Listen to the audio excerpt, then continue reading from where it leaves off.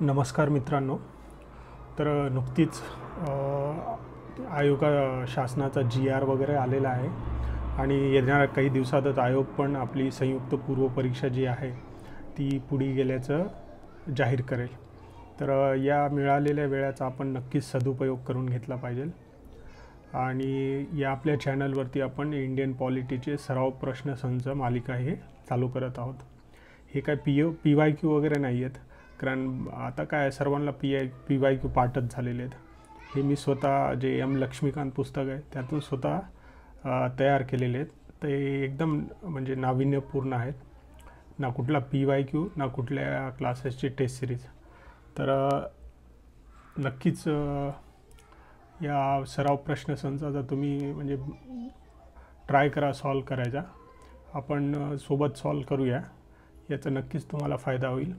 येणाऱ्या संयुक्त गट ब आणि गट क जी आहे 2024ची, यासोबतच जी सरळ सेवा भरती आहे TCS IBPS पॅटर्नद्वारे विविध परीक्षा घेतल्या जाणार आहे, तर त्यासाठी पण हे तुम्हाला नक्कीच उपयोगी ठरू शकतो.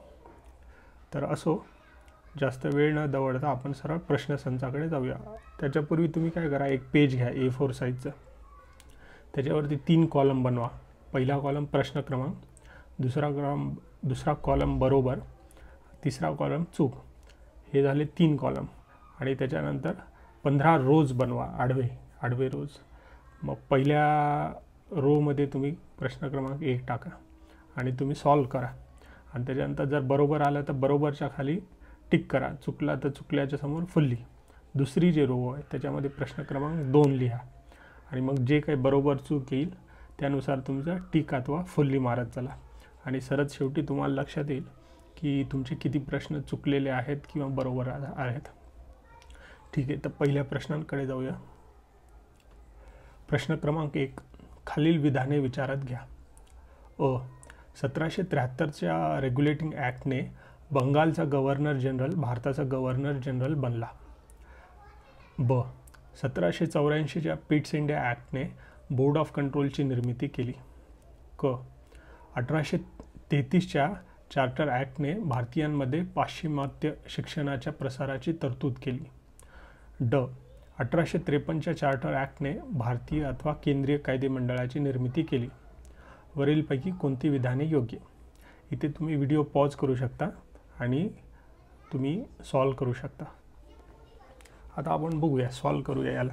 ठीक आहे, तर आपल्याला काय विचारले बघा, खालील विधाने विचारात घ्या आणि योग्य. ठीक आहे, हे अशा पद्धतीने हे असं अंडरलाईन करायचं.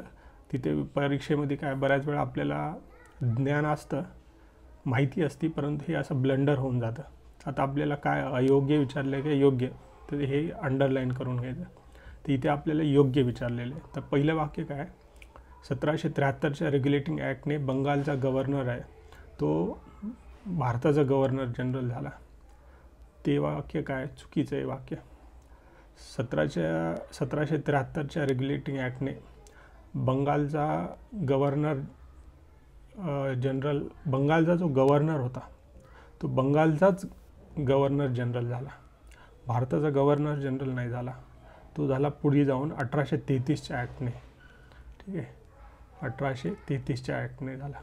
इथे आपल्याला 1773च्या ॲक्टने विचारलेलं आहे, तर हे विधान चुकीचं आहे. पुढचं, 1784च्या पिट्स इंडिया ॲक्टने बोर्ड ऑफ कंट्रोलची निर्मिती केली. हे एकदम मात्र बरोबर आहे. 1784च्या ॲक्टमध्ये काय की आता कंपनीला काय आहे की व्यापारासोबतच एक राजकीय सत्ता म्हणून देखील ती उदयास आली होती. तर त्यामुळे काय की कोर्ट ऑफ डायरेक्टरने कमर्शियल व्यापारी कामं बघायचे आणि जे राजकीय कामं आहेत मिलिटरी अँड सिव्हिल अफेअर्स, तर त्यासाठी एक नवीन बोर्डाची निर्मिती करण्यात आली. तर हे मात्र विधान बरोबर आहे. पुढचं, 1833च्या चार्टर ॲक्टने भारतीयांमध्ये पाश्चिमात्य शिक्षणाची तरतूद केली. तर हे विधान चुकीचं आहे, कारण हा 1833चा चार्टर ॲक्ट नाही, तर 1813चा चार्टर ॲक्ट आहे. ठीक आहे, 1813चा चार्टर्ड ॲक्ट याच्या इतर तरतुदी काय आहेत की जी कंपनीची जी मोनोपॉली आहे व्यापारातली ती संपवण्यात आली. परंतु कंपनीचा जो ट्रेड आहे चहामधला आणि चायनासोबतचा तो जारी ठेवण्यात आला. त्याच्यानंतर जे ख्रिश्चन मिशनरीज आहेत त्यांना इथे धर्मप्रसारासाठी परवानगी देण्यात आली. आणि त्यासोबतच हे महत्त्वाचं जे आहे की भारतीयांमध्ये पाश्चिमात्य शिक्षणाचे प्रसाराची तरतूद केली. तर हे वाक्य चूक यामुळे ठरतं कारण इथे 1833 दिलेलं आहे. इथे जे आहे 1833 दिलेलं आहे, आपल्याला 1813 पाहिजे. ते हे विधान चूक. पुढचं विधान, 1853च्या चार्टर ॲक्टने भारतीय अथवा केंद्रीय कायदे मंडळाची निर्मिती केली. एकदम बरोबर आहे. तर 1853लाच काय झालं, त्याच्या अगोदरचा जो चार्टर ॲक्ट होता हा 1833चा. याच्या अन्वये काय की इतर जे प्रेसिडेन्सीज होत्या बेंगॉल, बॉम्बे यांचा कायदे करण्याचा हक्क काढून घेण्यात आला. आणि एक म्हणजे काय central government for the first time भारतामध्ये निर्माण करण्यात आला होता.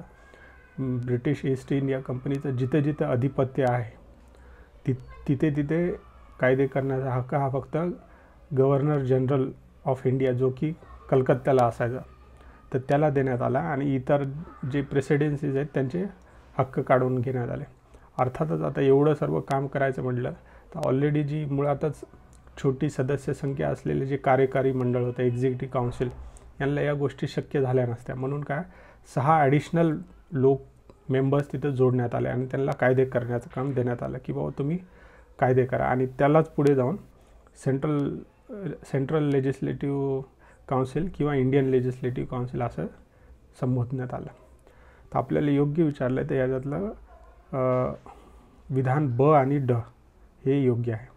तर यातला पर्याय जो आहे तो पर्याय क्रमांक 2 विधान ब आणि ड योग्य आणि अ आणि ड हे चूक आहे. ठीक आहे. तर आता पुढच्या प्रश्नाकडे जाऊयात. प्रश्न क्रमांक 2 खालील विधाने विचारात घ्या. 1938 साली सर्वप्रथम जवाहरलाल नेहरू यांनी संविधान सभेची मागणी केली. ब फाळणीपूर्व संविधान सभेची सदस्य संख्या 389 एवढी होती, ज्याची 293 ब्रिटिश प्रांत आणि 96 प्रिन्सली स्टेट्स प्रिन्सली राज्य अशी विभागणी झाली होती. क संविधान सभेची निर्मिती ही वॅव्हल प्लॅननुसार झाली होती. ड ढोबळमानाने दर 1 दशलक्ष लोकसंख्येमागे 1 प्रतिनिधी अशी संविधान सभेची रचना होती. वरीलपैकी कोणते विधाने योग्य आहेत? इथे व्हिडिओ पॉज करा आणि तुम्ही सॉल्व करा. तर बघूया आता एक एक वाक्य.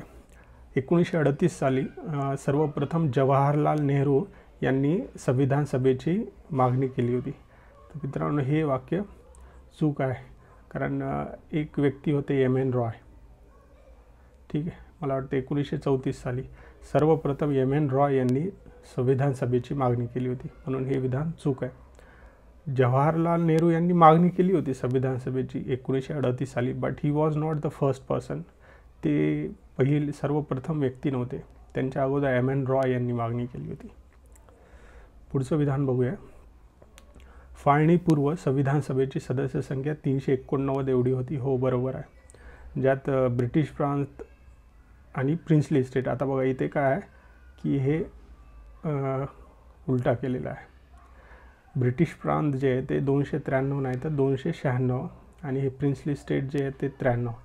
हे 296मध्ये पुन्हा 292 प्लस 4 म्हणजे हे ब्रिटिश प्रॉव्हिन्सेस जे आहेत गव्हर्नर्स प्रॉव्हिन्सेस त्यांना 292 जागा भेटल्या होत्या.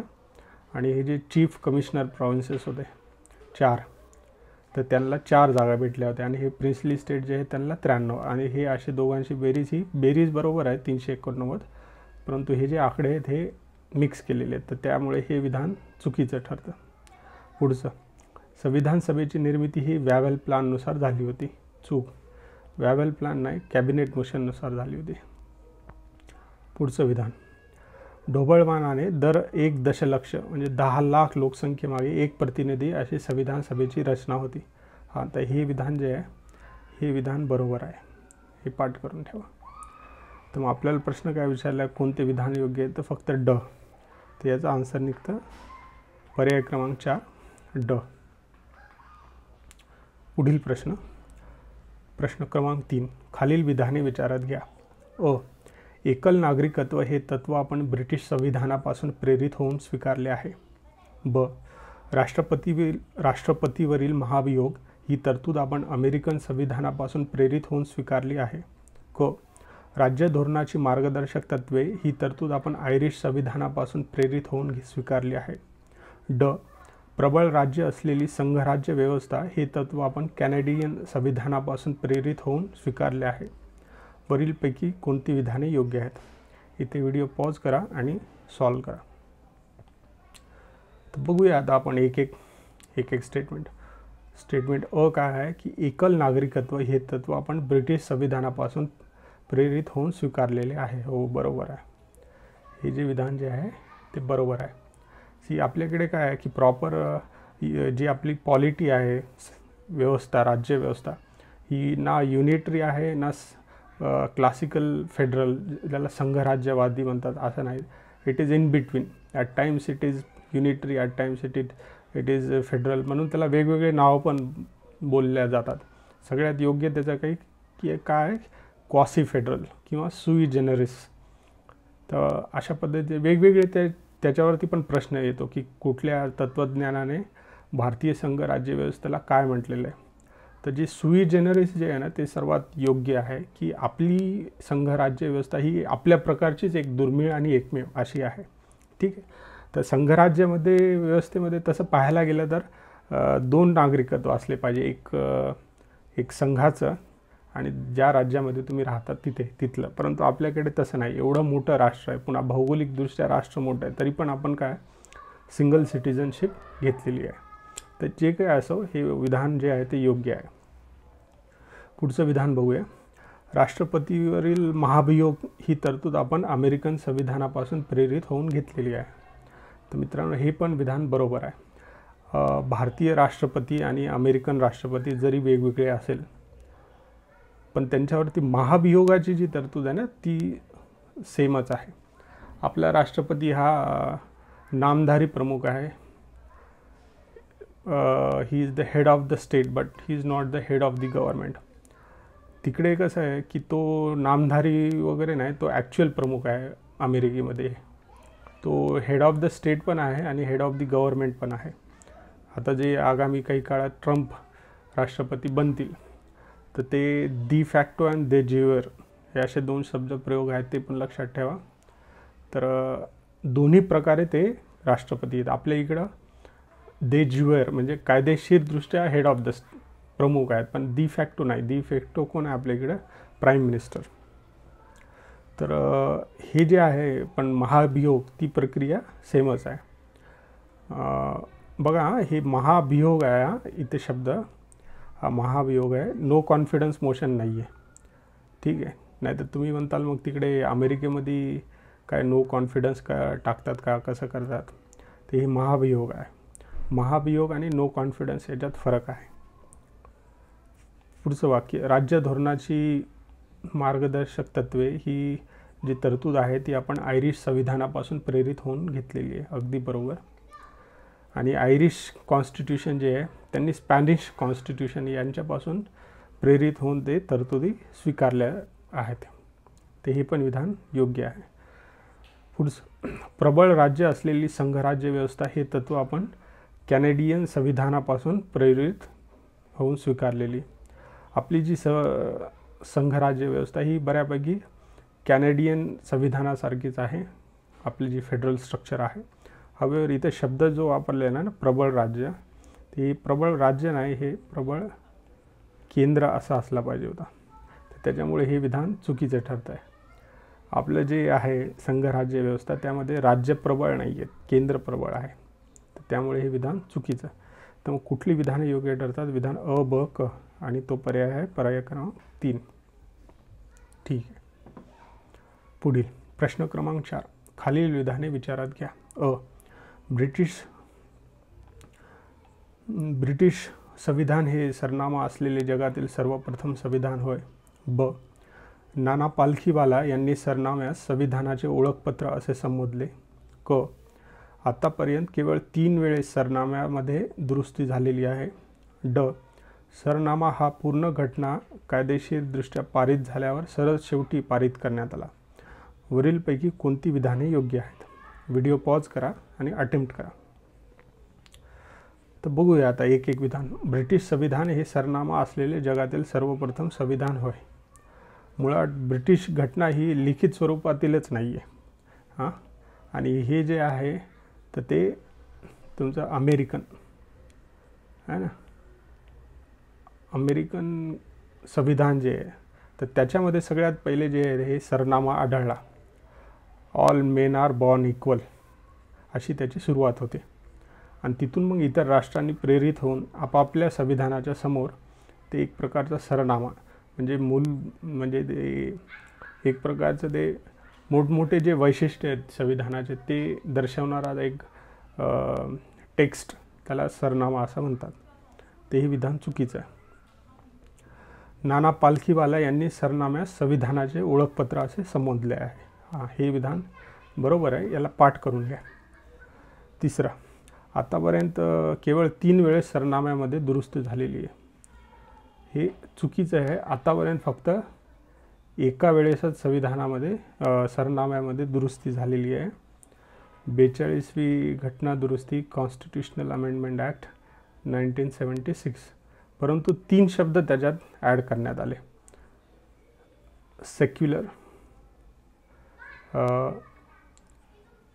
अगोदर सोशियालिस्ट हा शब्द आहे, सोशियालिस्ट, सेक्युलर आणि इंटेग्रिटी. ठीक आहे, हे असे 3 शब्द 3 वेळा नाही 3 शब्द ॲड केलेले गेलेले आहेत. त्याच्यामुळे हे वाक्य जे विधान हे चुकीचं आहे. सरनामा हा पूर्ण घटना कायदेशीरदृष्ट्या पारित झाल्यावरती सरळ शेवटी पारित करण्यात आला. अगदी बरोबर. हे जे सरनामा जो आहे तो भारतीय घटनेचा एक सार आहे. त्याच्यामुळे पूर्ण भारतीय घटना जी आहे ती पारित झाल्यानंतर त्याच्याशी काही विसंगत राहू नये म्हणून घटना पारित झाल्यावरती प्रिॲम्बल जे आहे ते संविधान सभेने पास केलेलं आहे. तर हे पण विधान बरोबर. ठीक आहे. तर आपल्याला विचारले कुठले विधान योग्य आहेत, तर विधान ब आणि ड. तर पर्याय आहे पर्याय क्रमांक 2.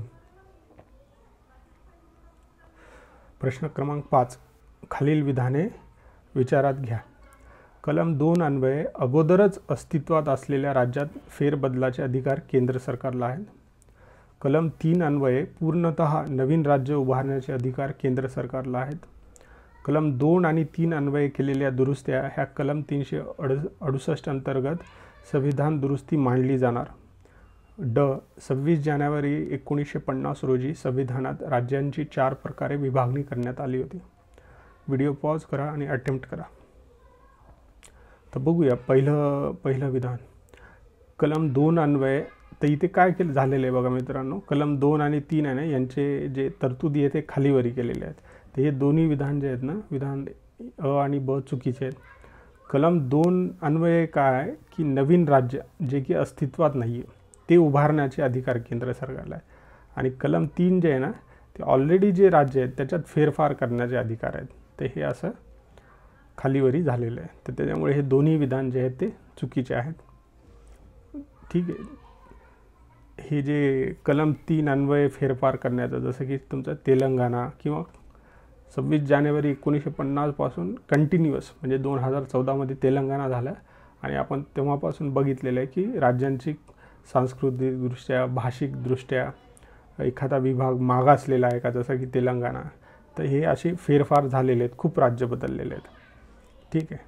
तर आणि कलम 2 अन्वये तुमचं हे जे फ्रेंच टेरिटरीज होत्या, त्यानंतर पॉर्चुगीज टेरिटरी होत्या. ठीक आहे ना. तर ते असे नवीन जे आहेत ते उभारण्याचा प्रयत्न झालेला आहे. पुढचं, कलम 2 आणि 3 अन्वये केलेल्या दुरुस्त्या ह्या कलम 368 अंतर्गत संविधानात दुरुस्त्या मांडल्या जाणार. हे विधान चूक आहे. तर ते मांडल्या जाणार नाही. ठीक आहे, ते मांडल्या जाणार नाही. त्यामुळे हे विधान चुकीचं आहे.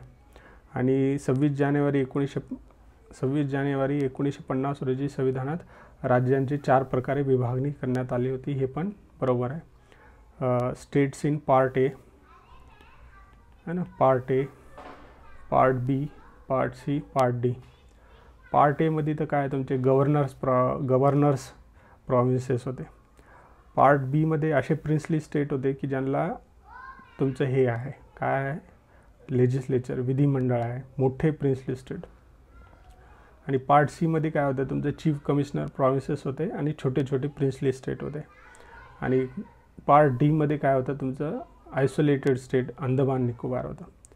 ठीक आहे, तर हे पण पार्ट करून ठेवा, याच्यावरती पण कधी प्रश्न येऊ शकतात. तर आता आपल्याला विचारलेलं आहे विधान योग्य कुठली आहेत. तर इथे सर्व चुकीचे आहेत, फक्त जे विधान ड आहे ते तेवढं बरोबर आहे, म्हणून पर्याय क्रमांक 4 याचं उत्तर आहे. पुढील प्रश्न क्रमांक 6. खालील विधाने विचारात घ्या आणि वरीलपैकी कोणते विधाने योग्य आहेत. कलम 15, 16, 19, 29, 30 अंतर्गत अधिकार केवळ भारतीय नागरिकांना आहेत, एलियन अथवा परदेशी नागरिकांना नाहीत. भारताप्रमाणेच अमेरिकेत देखील केवळ एकल नागरिकत्व आहे.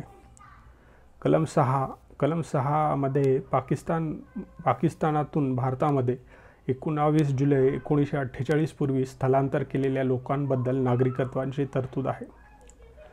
नागरिकत्व कायदा 1955 अन्वये एकूण 5 प्रकारे नागरिकत्व बहाल करण्याच्या तरतुदी आहेत. पॉज करा आणि अटेम्प्ट करा. ठीक आहे, तर आता एक एक आपण बघूया. विधान अ, कलम 15, 16, 19, 29, 30 अंतर्गत हे केवळ अधिकार हे केवळ भारतीय नागरिकांना आहेत, एलियन अथवा परदेशी नागरिकांना नाहीत. बरोबर आहे मित्रांनो. भारतातले जे मूलभूत हक्क आणि इतर काही तरतुदी आहेत, जसे की कोण राष्ट्रपती पदाची निवडणूक लढवू शकतो किंवा इतर सार्वजनिक पदे ग्राह्य करू शकतो, तर त्यामध्ये एक डिस्टिंक्शन केलेलं आहे की भारतीय नागरिक आणि परदेशी नागरिक. तर हे जे विधान आहे हे बरोबर आहे. हे जे अधिकार आहेत 15, 16, 19, 29, 30 हे केवळ आणि केवळ भारतीय नागरिकांनाच आहेत. इतर मूलभूत हक्क जे आहेत ते परदेशी अथवा एलियन यांना पण आहेत, परंतु हे अधिकार नाही आहेत. ठीक आहे. पुढचं, भारताप्रमाणेच अमेरिकेत देखील केवळ एकल नागरिकत्व आहे. हे विधान चुकीचं आहे. अमेरिकेमध्ये डुअल सिटिझनशिप आहे. एक व्यक्ती तिथे USA याचा पण सिटिझन असू शकतो, प्लस तिथले जे स्टेट्स आहेत स्टेट्स त्यांचा पण सिटिझन असू शकतो. आपल्या इकडे भारताचा नागरिक असतो, तसा महाराष्ट्र, कर्नाटक, UP, बिहार इत्यादी इत्यादी याचा नागरिक असू शकतो का? नाही. परंतु तिकडे California, Florida, north Carolina, south Carolina असे जे काही 50 आहेत ना त्यांचे राज्य, तर त्या राज्याचं पण एक सिटिझनशिप आणि म्हणून त्या राज्यात त्यांना काही प्रिफरन्स दिला जातो. तर तिथे डुअल सिटिझनशिप आहे, म्हणून हे विधान चुकीचं आहे. कलम 6 मध्ये पाकिस्तानातून भारतामध्ये 19 जुलै 1948 पूर्वी स्थलांतर केलेल्या लोकांबद्दल नागरिकत्वाची तरतूद आहे. हे विधान बरोबर आहे. हे बघा, आर्टिकल 5 ते 11 भाग कोणता? पार्ट 2 जे आहे त्याच्या अंतर्गत हे सिटिझनशिप जे आहे, सिटिझनशिप संदर्भात याच्या तरतुदी दिलेल्या आहेत. तर कलम 5 मध्ये काय आहे की 26 जानेवारी 1950 रोजी ज्यांचं डोमिसाईल अधिवास होता त्यांच्या संदर्भात या लोकांच्या संदर्भात तरतुदी दिलेल्या आहेत. आणि कलम 6 जे आहेत तर ते काही लोक पाकिस्तानातून भारतामध्ये जे आलेले आहेत अर्थातच या तारखेच्या पूर्वी, तर त्यांना देखील नागरिकत्व देण्यात येईल. आणि कलम 7 जे आहेत जे भारतातून पाकिस्तानात गेले परंतु पुन्हा पाकिस्तानातून परत वापस आले, तर त्यांच्या संदर्भात आहे ते. ठीक आहे. तर हे सिटिझनशिपच्या संदर्भातले कलम पाठ करून घ्या. तर हे जे आहे हे विधान बरोबर आहे. आणि नागरिकत्व कायदा 1955 अन्वये एकूण 5 प्रकारे नागरिकत्व बहाल करण्याच्या तरतुदी आहेत. तर हे पण बरोबर आहे. तर कॉमेंट बॉक्समध्ये तुम्ही कॉमेंट करून सांगा की 5 प्रकारे ह्या कोणत्या 5 आहेत, कोणत्या 5 पद्धती आहेत की भारतामध्ये ज्या अन्वये नागरिकत्व बहाल करण्यात येतं. आता 26 जानेवारी 1950 त्यावेळेस नागरिकत्व कुणाला भेटेल, तर तो विषय हे कलम 5 ते 11 याच्या अन्वये डील करण्यात आलेला आहे. परंतु 26 जानेवारी 1950च्या नंतर कोण या देशाचा नागरिक असेल आणि नसेल, तर ते जे आहे तर हे नागरिकत्व कायदा 1955 याच्या अंतर्गत येतं. आणि त्याच्यामध्ये 5 वेगवेगळ्या पद्धती दिलेल्या आहेत. तुम्ही कॉमेंट बॉक्समध्ये मला कॉमेंट करून सांगा की त्या नेमक्या 5 कुठल्या कुठल्या पद्धती आहेत. तर आता आपल्याला काय विचारलं आहे, कोणती विधाने योग्य आहेत. अ योग्य आहे, क आणि ड. ठीक आहे. तर म्हणजे हे ब सोडून सर्व योग्य, हे याचं उत्तर होतं. पुढील प्रश्न क्रमांक 7. खालील विधाने विचारात घ्या. कलम 31 अन्वये दिलेल्या मालमत्तेचा मूलभूत अधिकार हा 42व्या घटना दुरुस्ती अन्वये हटवण्यात आला. ब. भारतीय संसद तिला योग्य वाटेल त्याप्रमाणे कोणतेही मूलभूत हक्क हिरावून घेऊ शकते. कलम 12 अन्वये राज्य ही व्याख्या विस्तृत न करता संकुचित अशी करण्यात आलेली आहे. कलम 19(1) क याच्या अन्वये भारतात मुक्त संचाराचे स्वातंत्र्य जे आहे ते बहाल करण्यात आलेले आहे. वरीलपैकी कुठली विधाने योग्य आहेत. पॉज करा आणि अटेम्प्ट करा. तर बघूया. विधान अ काय म्हणतं आहे, कलम 31 अन्वये दिलेला मालमत्तेचा मूलभूत अधिकार हा 42व्या घटनेअन्वये हटवण्यात आलेला आहे. पार्ट 3 फंडामेंटल राईट्स याच्यामध्ये आर्टिकल 31 हे राईट टू प्रॉपर्टीच्या संदर्भात होतं. ठीक आहे. तर हे आता आहे का, नाही. हटवण्यात आलं का, हो. परंतु ही जी घटना दुरुस्ती आहे ही चुकीची आहे. ही घटना दुरुस्ती आहे तुमची 44th कॉन्स्टिट्यूशनल अमेंडमेंट ॲक्ट 1978. ठीक आहे. 42वी नाही आहे, ते ही 44वी घटना दुरुस्ती आहे. आणि भाग 12मध्ये कलम 300A असा एक अधिकार कॉन्स्टिट्यूशनल राईट करण्यात आलेला आहे.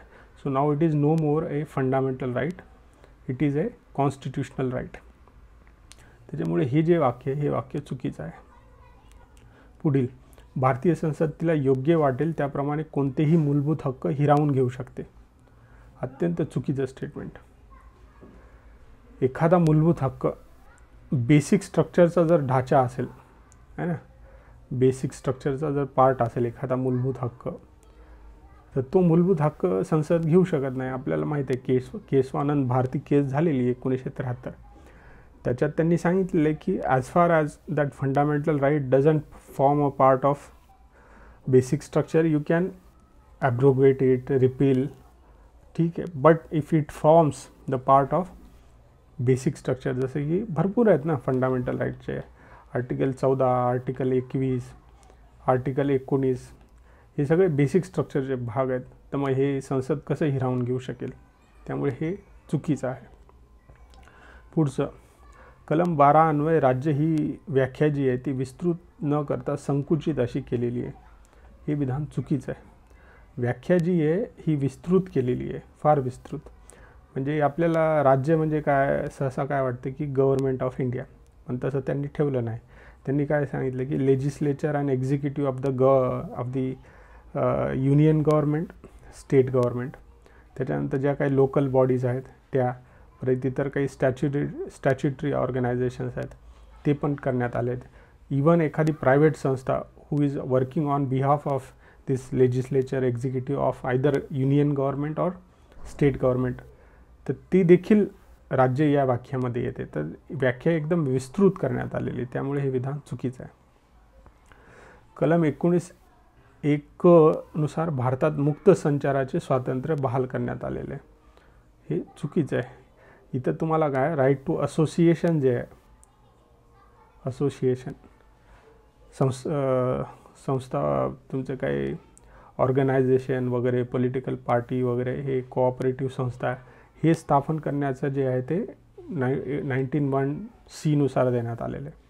हे मुक्त संचार जे आहे हे 19(1) नुसार आहे. त्याच्यामुळे हे विधान चुकीचं आहे. विचारलं काय, वरीलपैकी विधाने कोणती विधाने योग्य आहेत. एकही नाही. म्हणून याचं उत्तर जे आहे वरील सर्व विधाने अयोग्य आहेत. पर्याय क्रमांक 4. पुढील प्रश्न क्रमांक 8. खालील विधाने विचारात घ्या. ग्रॅनविल ऑस्टिन यांनी मूलभूत हक्क आणि राज्य धोरणाची मार्गदर्शक तत्त्वे यांना संविधानाचा विवेक, कन्सायन्स, इंग्रजी शब्द कन्सायन्स आहे, संविधानाचा विवेक असे संबोधले. ब. राज्य धोरणांची मार्गदर्शक तत्त्वे ही न्यायप्रविष्ट आहेत. क. संविधानात 3 मुख्य प्रकारात राज्य धोरणाची मार्गदर्शक तत्त्वे यांची विभागणी करतो संविधान. ड. कलम 48A अन्वये पर्यावरणाचे संरक्षण आणि सुधारणा करणे तसेच वने आणि वन्यजीव यांचे संरक्षण करणे हे अंतर्भूत आहे. विचारले काय, वरीलपैकी कुठली विधाने योग्य आहेत? पॉज करा आणि सॉल्व करा. तर बघूया. सर्वात पहिले ग्रॅनविल ऑस्टिन यांनी काय, मूलभूत हक्क आणि राज्य धोरणाची मार्गदर्शक यांना तत्त्वे यांना संविधानाचा विवेक म्हटलेलं आहे. तर हे एकदम बरोबर आहे. सी, केंद्र शासन जे आहे किंवा राज्य शासन किंवा राज्य जे आपण मगाशी बघितलं आर्टिकल 12 यांना जेव्हा कारभार करायचा असतो तर याच्यामध्ये तुम्हाला बॅलन्स ठेवावा लागेल ना. फंडामेंटल राईट पूर्णपणे DPSPवरती वरचढ ठरल्या पाहिजे किंवा DPSPमुळे FR डिलीट करण्याची किंवा ओव्हरराईड करण्याची वेळ आली नाही पाहिजे. त्याच्यामध्ये काय एक समन्वय साधला पाहिजे. म्हणून याला जे आहे संविधानाचा विवेक, कॉन्स्टिट्युशनल कन्सायन्स असं यांनी ग्रॅनविल ऑस्टिन यांनी म्हटलेलं आहे. तर हे विधान जे आहे ते हे विधान योग्य आहे. पुढे राज्य धोरणाची मार्गदर्शक तत्त्वे ही न्यायप्रविष्ट आहे. चूक. Fundamental rights are justiciable, they are enforceable आणि DPSP जे आहे ते नाही. तुम्ही एखादा DPSPसाठी नाही मला हे झालंच पाहिजे, हे भेटलंच पाहिजे असं म्हणून तुम्ही कोर्टामध्ये जाऊ शकत नाही. त्यामुळे हे विधान चुकीचं आहे. संविधान 3 मुख्य प्रकारात राज्य धोरणाची मार्गदर्शक तत्त्वे यांची विभागणी करतो. चुकीचं. कलम काय DPSPचे आर्टिकल्स काय आहेत? आर्टिकल 36 ते 51. संविधान फक्त DPSP देतो की हे DPSP आहेत, त्याचे काही विभागणी करत नाही. ठीक आहे. त्यामुळे हे विधान चुकीचं आहे. आणि कलम 48A अन्वये पर्यावरणाचे संरक्षण आणि सुधारणा करणे तसेच वने आणि वन्यजीव यांचे संरक्षण करणे हे अंतर्भूत आहे. तर हो, हे बरोबर आहे. हे तुमची 42वी जी घटना दुरुस्ती आहे 1976 या अन्वये हे जे आहे याचा समावेश करण्यात आलेला आहे. तर विधान आपल्याला बरोबर शोधायचे अ आणि ड. तर पर्याय 1 जो आहे तो बरोबर आहे. पुढील प्रश्न. मूळ संविधानात एकूण 10 मूलभूत कर्तव्यांचा समावेश होतो. नंतर एका कर्तव्यांचा समावेश करण्यात आला. ब. 1976 मध्ये इंदिरा गांधी यांच्या अध्यक्षतेखाली मूलभूत कर्तव्यासाठी एक समिती नेमली गेली. क. 1976 मधील समितीने कर भरणे हे देखील मूलभूत कर्तव्य असावे अशी शिफारस केली होती. ड. संविधानात भाग 4A आणि कलम 51A अंतर्गत मूलभूत कर्तव्यांची तरतूद करण्यात आलेली आहे. कोणती विधाने योग्य आहेत? पॉज करा आणि याला सॉल्व करा. ठीक आहे. तर आता आपण बघूया 1 बाय 1. तर पहिलं जे विधान आहे, मूळ संविधानात एकूण 10 मूलभूत कर्तव्याचा समावेश होतो आणि नंतर एका कर्तव्याचा समावेश करण्यात आला. तर हे साफ चुकीचं स्टेटमेंट आहे. मूळ संविधानात मुळात मूलभूत कर्तव्य याचा समावेश नव्हता. ठीक आहे. मूलभूत कर्तव्यांचा समावेश नव्हता. ते तुमचं 42वी घटना दुरुस्ती 42nd कॉन्स्टिट्युशनल अमेंडमेंट ॲक्ट 1976 या अन्वये समाविष्ट करण्यात आला. ठीक आहे. आणि त्याच्यानंतर पुढे जाऊन हे 86वी घटना दुरुस्ती 2002. ठीक आहे. याच्या अन्वये हे तुमच्या मुलांची शिक्षणाची व्यवस्था करणे 6 ते 14 वर्ष वयोगट याच्यात जे काही असतील मुलं त्यांचे पालक किंवा गार्डियन यांचं हे मूलभूत कर्तव्य असेल की ह्यांना हे ॲप्रोप्रिएट शिक्षण देणे. हे 86वी घटना दुरुस्ती. तर हे चुकीचं आहे विधान. 1976 मध्ये इंदिरा गांधी यांच्या अध्यक्षतेखालील मूलभूत कर्तव्यासाठी एक समिती नेमली गेली होती. चुकीचं. हे इंदिरा गांधी नाही तर हे स्वर्ण सिंग, सरदार स्वर्ण सिंग यांच्या अध्यक्षतेखाली समिती होती. त्यावेळेस सरकार यांचं होतं इंदिरा गांधीजींचं, परंतु समिती जी होती फंडामेंटल ड्युटीची संदर्भात ती स्वर्ण सिंग यांच्या अध्यक्षतेखालील होती. या समितीने हे 1986, आता बघा इथे नाव दिलेलं नाही कुणाच्या अध्यक्षतेखालील, फक्त समिती विचारलेलं आहे म्हणून त्याचा काही विषय नाही. तर 1976 मधील समितीने कर भरणे हे देखील एक मूलभूत कर्तव्य असावे अशी शिफारस केली होती. बरोबर आहे, ही शिफारस केली होती. आणि प्लस अजून एक शिफारस केली होती पेनाल्टीसाठी, की हे कर भरणेच नाही तर एकूण दुसऱ्या पण ज्या काही मूलभूत कर्तव्य आहेत त्यातले जर राज्य शासनाला संस्थेला निदर्शनास आलं की एखादा नागरिक ते मूलभूत कर्तव्य पालन करत नाही तर त्याच्यासाठी पेनाल्टी काय असावी, दंड काय असावा याची पण तरतूद केली होती. तर हे जे आहे कर भरणे, हो हे जे आहे हे शिफारस केली होती. तर हे जे आहे हे विधान बरोबर आहे. ठीक आहे. पुढचं विधान, संविधानात भाग 4A आणि कलम 51A अंतर्गत मूलभूत कर्तव्यांची तरतूद करण्यात आलेली आहे. बरोबर आहे. पार्ट 4A DPSPच्या नंतर आणि तुमचं आर्टिकल 51A केवळ एकच कलम. ठीक आहे. भारतीय संविधानात अजून असं कुठली तरतूद किंवा कुठला भाग आहे की त्याच्यात फक्त एकच कलम आहे. जसं की आता हे मूलभूत कर्तव्य आपण बघितले, त्याच्यासाठी एकच कलम आहे. इतर कुठलं कलम आहे का? नाही.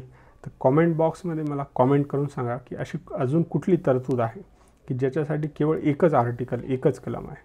ठीक आहे. तर आता आपल्याला इथे काय विचारलं आहे, कुठली विधाने योग्य आहेत. तर विधान ड आणि क हे दोन विधाने जे आहेत ते योग्य आहेत. पर्याय क्रमांक 3. पुढील प्रश्न क्रमांक 10. खालील विधाने विचारात घ्या. कलम 368 अन्वये भारतीय संविधानाच्या दुरुस्तीची प्रक्रिया दिलेली आहे. भारतीय संविधानाची दुरुस्ती प्रक्रिया ही ब्रिटनसारखीच सोपी व लवचिक आहे. संविधान दुरुस्तीची प्रक्रिया अथवा विधेयक हे केवळ लोकसभेतच दाखल केल्या जाऊ शकते. संविधान दुरुस्ती विधेयकातील 2 सभागृहातील तिढा सोडवण्यासाठी संयुक्त बैठकीची तरतूद आहे. वरीलपैकी कुठली विधाने योग्य आहेत. तर बघूया आता एक एक. कलम पॉज करून तुम्ही अटेम्प्ट करा. तर विधान कलम 368 अन्वये भारतीय संविधानाच्या दुरुस्तीची प्रक्रिया दिलेली आहे. बरोबर आहे, हे बरोबर आहे. आर्टिकल 368. आणि मगाशी जो तुम्हाला प्रश्न विचारला होता की कुठली अशी तरतूद आहे की ज्याच्या संदर्भात केवळ एकच कलम आहे, तेच आहे कलम 308. जे इंडियन कॉन्स्टिट्यूशनची जी अमेंडमेंटची प्रोसिजर आहे ती कलम 368 नुसारच आहे.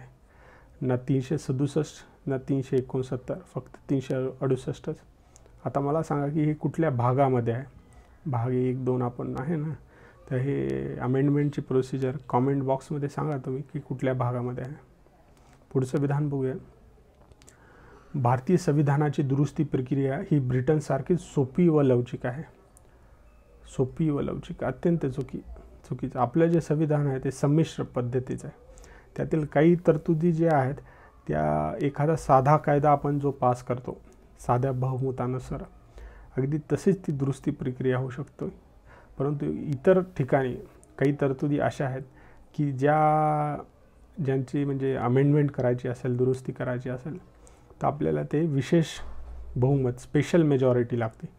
2/3 present and voting plus half of the total legislature, हे असे जे आहे half of the total strength of the legislature. ठीक आहे. आणि काही तर अशी आहे की ही जी स्पेशल प्रोसिजर आता सांगितली, स्पेशल बहुमत, ते तर लागतं plus half of the states त्यानुसारही लागतं. जसं की तुमचं GST आहे. GST आपल्याला आणायचं होतं, त्यासाठी संविधानामध्ये दुरुस्ती करावी लागली. तर आपल्याला स्पेशल मेजॉरिटी लागली पार्लमेंटमध्ये, पण ते तिथंच थांबलं नाही. ते सगळ्या राज्यांकडे पाठवावं लागले आणि कमीत कमी अर्ध्याहून अधिक राज्यांनी ते जेव्हा पास करण्यात आलं तेव्हाच ते संविधान दुरुस्ती झाली असं मानण्यात आलं. ठीक आहे. तर मला GSTची संदर्भात जे आहे GST काउन्सिल, कुठल्या आर्टिकलनुसार GST काउन्सिलची प्रोव्हिजन करण्यात आलेली आहे तरतूद, ते कॉमेंट बॉक्समध्ये कॉमेंट करून सांगा. पुढील, संविधान दुरुस्तीची प्रक्रिया अथवा विधेयक हे केवळ लोकसभेतच दाखल केल्या जाऊ शकते. अत्यंत चुकीचं. राज्यसभेतही ते दाखल केल्या जाऊ शकतं. इतर ठिकाणी काही तरतुदी आहेत, फायनान्स, वित्त वगैरे, तर तिथे काय आहे की council of minister headed by PM यांना वरचढ म्हणजे सरकारला हे दिलेलं आहे, त्यामुळे त्या पद्धतीचे जे विधेयक आहेत ते लोकसभेतच सादर केल्या जाऊ शकतात, जसं की बजेट वगैरे आहे, मनी बिल हे ते. परंतु इथे गोष्ट आहे संविधान दुरुस्तीची, तर हे लोकसभेतही इंट्रोड्यूस केल्या जाऊ शकतं, यासोबतच राज्यसभेतही इंट्रोड्यूस केल्या जाऊ शकतं, परंतु राज्य विधिमंडळामध्ये ते इंट्रोड्यूस केल्या जाऊ शकत नाही. ठीक आहे. So this is an indication of a federation with strong centre. असे भरपूर दाखले देता येतील. आता हे एक दाखला दिला तुम्हाला. पुढचं, संविधान दुरुस्ती विधेयकातील 2 सभागृहातील तिढा सोडवण्यासाठी संयुक्त बैठकीची तरतूद आहे. चूक अशा पद्धतीची काही जॉईंट सिटिंग जी आहे, ठीक आहे, तर अशा पद्धतीची काहीही जॉईंट सिटिंगची तरतूद नाही आहे, ते तुम्हाला पास करून घ्यावं लागेल. आणि अशा वेळेस काय आहे की लोकसभेमध्ये काय जास्त सभासद असतात, so Lok Sabha prevails over the Rajya Sabha. ठीक आहे. जर तिकडे अर्थातच त्यावेळेस तिथले जे काही सरकार असेल त्यांना बहुमत असेल तर, नसेल तर करता येणार नाही. तर आता आपल्याला कुठले विधाने योग्य आहेत हे विचारले, तर विधान 1 हे योग्य आहे आणि बाकीचे हे जे आहेत हे सगळे चुकीचे आहेत, म्हणून पर्याय क्रमांक 1 जो आहे तो बरोबर ठरतो. पुढील प्रश्न क्रमांक 11, संविधानाच्या मूलभूत स्वरूप जे बेसिक स्ट्रक्चर आहे, आता इथं थोडं ट्रान्सलेशनमध्ये बघून घ्या काय शब्द आहे, इंग्रजीमध्ये बेसिक स्ट्रक्चर ज्याला म्हणतात. संविधानाच्या मूलभूत स्वरूपासंदर्भात खालील विधाने विचारात घ्या. संविधानाचे मूलभूत स्वरूप ही संकल्पना केशवानंद भारती या खटल्यात उदयास आली. मिनर्वा मिल्स खटला, न्यायालयीन पुनर्विलोकन, ज्युडिशियल रिव्ह्यू ही संविधानाच्या मूलभूत स्वरूपाचा भाग असेल. SR बोम्मई खटला, संघराज्यवाद हे संविधानाच्या मूलभूत स्वरूपाचा भाग आहे. राम जेठमलानी खटला, कलम 32 खालील सर्वोच्च न्यायालयाचे अधिकार हे मूलभूत स्वरूपाचा भाग आहे. तुम्हाला काय विचारले, कुठले विधाने योग्य आहेत? पॉज करा आणि सॉल्व करा. तर बघूया. विधान 1, संविधानाचे मूलभूत स्वरूप ही संकल्पना केशवानंद भारती या खटल्यात उदयास आली. बरोबर आहे. बेसिक स्ट्रक्चरची संकल्पना जी आहे ती या खटल्यामध्ये उदयास आली आणि जो पार्लमेंट आणि ज्युडिशरी यांच्यात जो कॅट अँड माऊसचा गेम चालू होता त्याला कुठेतरी एक प्रकारे फुल स्टॉप देण्यात आला आणि सांगितलं पार्लमेंटला की तुम्हाला काय अमेंड करायचं ते करा, परंतु अशी एखादी तरतूद जी की पार्ट ऑफ बेसिक स्ट्रक्चर आहे त्याला तुम्ही अमेंड करू शकत नाही. आणि बाकीचे हे तिन्ही स्टेटमेंट आहेत ते तिन्ही स्टेटमेंट बरोबर आहे. हे तुम्हाला काय पाठच करावं लागेल. कुठल्या खटल्यामध्ये कुठली एखादी तरतूद ही बेसिक स्ट्रक्चरचा भाग राहील तर हे पाठ करून घ्या. हे तुम्ही ते लक्ष्मीकांतमध्ये टेबल दिलेलं आहे, याच्यावरती पण प्रश्न विचारतात. तर आपल्याला विचारले कुठली विधाने योग्य आहेत, तर हे सर्वच्या सर्व विधाने योग्य आहेत. पर्याय क्रमांक 4 याचं उत्तर आहे.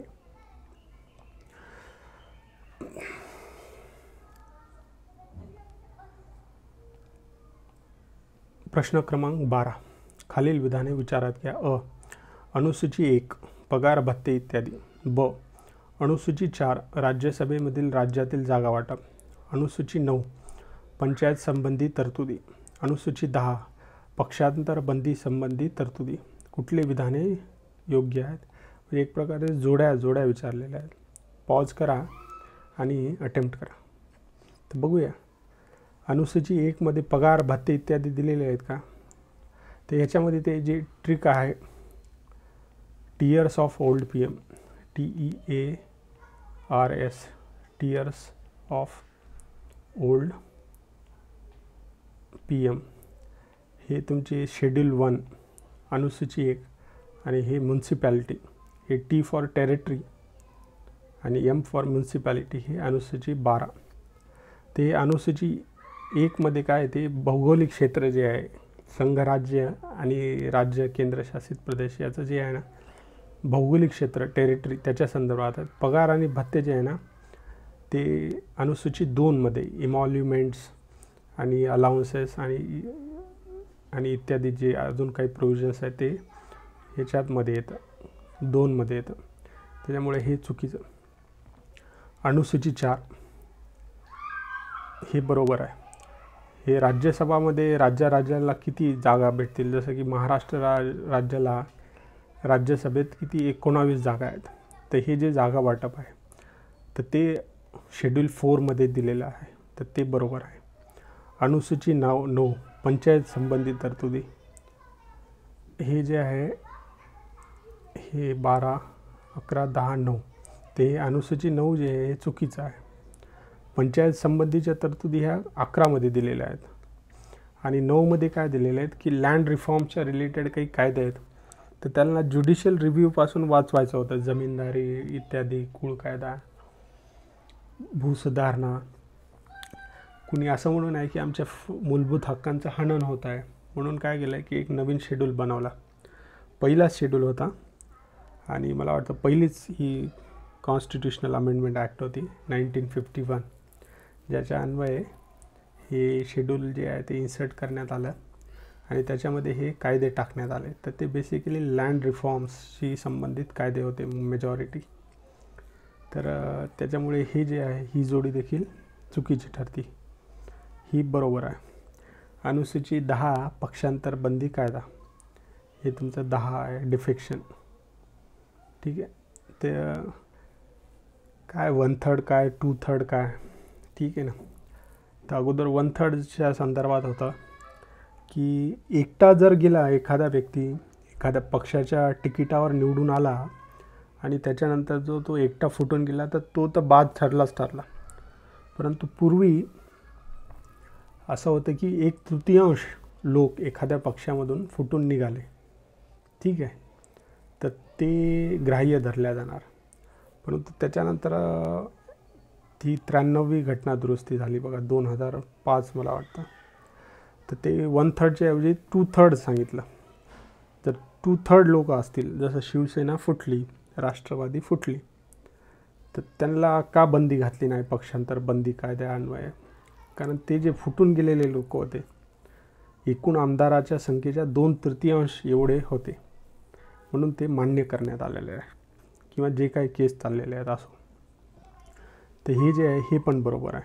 आपल्याला योग्य विचारलं आहे ब आणि ड. विधान ब पर्याय क्रमांक 2 जो आहे तो बरोबर आहे. पुढील प्रश्न आता भाग विचारलेले आहेत बघा, ठीक आहे. इथं पॉज करा आणि तुम्ही सॉल्व करू शकता. मी डायरेक्ट येतो याच्यावरती. भाग 5 संघराज्य युनियन पार्ट 5 बरोबर आहे का? हो बरोबर आहे ना. पार्ट 5 तर बरोबर आहे. आर्टिकल काय आहेत त्याचे? आर्टिकल 52 to 151, ठीक आहे. हे युनियनचे आर्टिकल आहेत, ठीक आहे. त्याच्यानंतर भाग 8 केंद्रशासित प्रदेश बरोबर आहे का? हो बरोबर आहे. याचे काय आहेत आर्टिकल? आर्टिकल 238 to 242 असे याचे आर्टिकल आहेत, ठीक आहे, केंद्रशासित प्रदेशाचे. पुढे 243 पासून ते पंचायतशी रिलेटेड आहेत आणि 237ला तुमचे स्टेटचे जे आर्टिकल आहेत ते ही तर 239 असेल. 238 जे आहे ते रिपील झालेले आर्टिकल आहे. States in part B of the constitution हे 238 त्याच्या संदर्भात होतं. तर केंद्रशासित प्रदेश 239 ते 242. बॅटरी संपत आलेली आहे, थोडं फास्ट घेतो मी. आणि भाग 12 जे आहे का ते वित्त मालमत्ता करार आणि दावे हे पण बरोबर आहे, ठीक आहे. याच्यातच तुमचं ते GSTचं कुठेतरी आर्टिकल आहे. परत एकदा सांगतो, जर कुणाला ज्याला शक्य असेल इच्छा असेल कॉमेंट करून सांगू शकता. भाग 18 आणीबाणीविषयक तरतूद हे तुमचं काय कलम 352 ते 360 आर्टिकल 352 to 360 हे पण बरोबर आहे. हे बरोबर, हे बरोबर. म्हणजे कुठली विधाने योग्य आहेत? वरील सर्व विधाने योग्य आहेत. 14 पॉज करा आणि सोडवण्याचा प्रयत्न करा. तर बघू, कलम 15 कायद्यासमोर समानता आहे. काय विचारले? योग्य अयोग्य? योग्य. इक्वॅलिटी बिफोर लॉ चूक. हे आर्टिकल 14 नुसार आहे ना, कायद्यासमोर समानता. आर्टिकल 15 काय? Provision of discrimination by the state on certain ground, RRCSP, religion, race, caste, place of birth, sex, gender वगैरे याच्या आधारावरती करता येणार नाही. कलम 15 नुसार चूक. कलम 44 काय? युनिफॉर्म सिव्हिल कोड, अर्थात समान नागरी संहिता. बरोबर आहे. गोवा जे आहे राज्य, तिथे युनिफॉर्म सिव्हिल कोड सध्याच्या स्थितीत लागू आहे. आर्टिकल 75 राष्ट्रपतीला कारभार चालवण्यासाठी मंत्रिपरिषद चूक. आर्टिकल 74 आहे ते. आर्टिकल 75 इतर तरतुदी आहेत, ठीक आहे. परंतु there shall be a council of minister headed by PM to aid and advise the president. हे जे आहे तरतूद ही 75 नाही आहे, ती 74 त्याच्यामुळे ही चूक. कलम 112 ॲन्युअल फायनान्शियल स्टेटमेंट, बजेट ज्याला आपण म्हणतो, बरोबर आहे. ते काय आहे? बरोबर आहे. याच्या संदर्भातले दुसरे कलम जे आहेत, कलम 110 मनी बिल, त्याच्यानंतर वित्तीय विधेयक पास करून घ्यायचं तर appropriation bill, vote on demand of grants, वेगळे वेगळे आर्टिकल्स आहेत ते सगळे पाठ करून घ्या. त्याच्यावरती पण प्रश्न विचारतात. म्हणजे हे चूक, बरोबर, चूक, हे बरोबर. म्हणजे ब आणि ड. तर पर्याय क्रमांक 3. शेवटचा प्रश्न.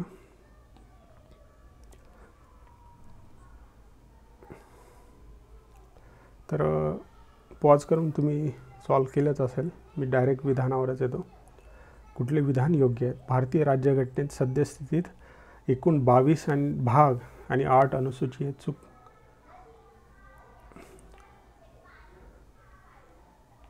चुकीचं आहे. हे जेव्हा संविधान लागू झालं आहे 26 जानेवारी 1950, तेव्हा अशी स्थिती होती. आज भाग आहेत 25 आणि अनुसूच्या आहेत 12. चूक. भारतीय राज्यघटनेनुसार संसद हे सर्वोच्च आणि सार्वभौम आहे. चुकीचं. आपल्या इकडे काय आहे की चेक अँड बॅलन्सची सिस्टीम आहे आणि ते सर्वोच्च कुणीच नाही.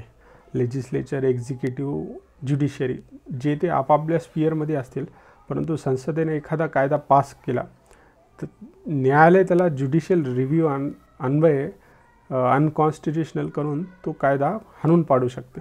त्याच्यामुळे इथे सार्वभौम असं कुणीच नाही आहे. इथे सार्वभौम कोण जर असेल तर ते आहे भारतीय जनता.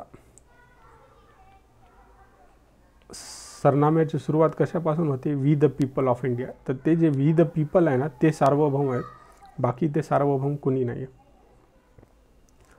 स्वतंत्र भारताचे पहिले गव्हर्नर जनरल बाबू राजेंद्र प्रसाद होते. चुकीचं.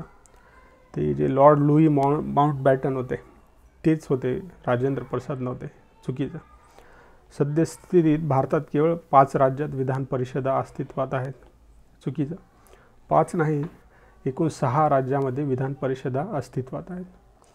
कॉमेंट बॉक्समध्ये कॉमेंट करून सांगा मला की विधान परिषदा कुठल्या राज्यामध्ये अस्तित्वात आहेत. तर आपल्याला काय विचारले? कुठले विधानं योग्य आहेत? अयोग्य, अयोग्य, अयोग्य, अयोग्य. तर वरील एकही विधान योग्य नाही. हे जे पर्याय क्रमांक 3 जे आहे तर हे याचं उत्तर आहे. ठीक आहे. तर मित्रांनो, तर तुम्ही जर प्रश्न जर बघितले असेल तर पहिला जो चॅप्टर आहे historical background, making of the constitution, union and it's territory, citizenship, तर आपण प्रत्येक चॅप्टरमधला एक प्रश्न उचललेला आहे आणि स्वतः मी हे बनवलेले आहेत.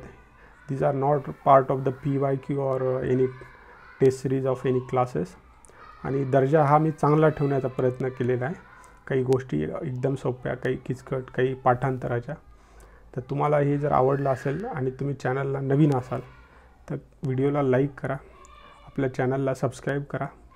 दुसरी गोष्ट, इंडियन पॉलिटी हा सर्व विषयच मी कवर करण्याचा प्रयत्न करणार आहे आणि तो पण एकदम चांगल्या दृष्टीनं. तुमच्या सर्व संकल्पना ह्या क्लिअर झाल्या पाहिजे. तर त्याच्या संदर्भात ऑलरेडी पहिला जो व्हिडिओ आहे ऐतिहासिक पार्श्वभूमी, हिस्टॉरिकल बॅकग्राऊंडचा, त्याचा पार्ट 1 जो आहे तो मी ऑलरेडी अपलोड केलेला आहे. So if you are interested in learning this Indian polity, जे की तुम्हाला संयुक्त गट ब क पासून MPSC UPSC सर्वच परीक्षेसाठी कामाला येईल. तर ते आपण आपल्या चॅनलवरती अपलोड केलेले आहे, ते बघून घ्या. आणि ठीक आहे, धन्यवाद.